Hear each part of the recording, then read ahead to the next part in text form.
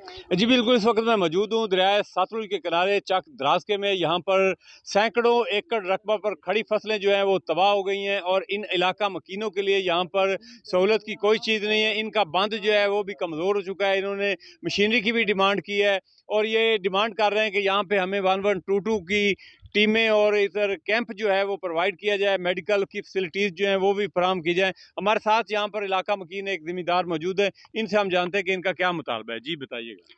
जी, जिस तरह के आप सब हज़रात को मालूम है, मीडिया के तरीके से भी बताया गया था कि पानी जो है वो इंडिया छोड़ देगा, तो ज़िली इंतज़ामिया ने कोई इधर इंतज़ामात नहीं किए हैं।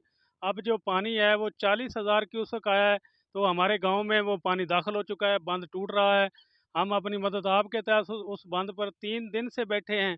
तो ये ज़िली इंतज़ामिया ना कोई इधर रेस्क्यू का कैंप है, ना कोई महकमा सेहत का है, ना कोई और हंगामी सूरत-ए-हाल से निपटने के लिए कोई अदारा मौजूद है। जी नाज़रीन, इनका कहना है कि ज़िला इंतज़ामिया ने इधर कोई इंतज़ामात नहीं किए हैं। हमें फ़ौरी तौर पर रेस्क्यू 1122 और दीगर जो है फलाही कैंप्स जो हैं उनका इनेकाद किया जाए ताकि लोगों की मुश्किलात में कमी लाई जा सके। जी।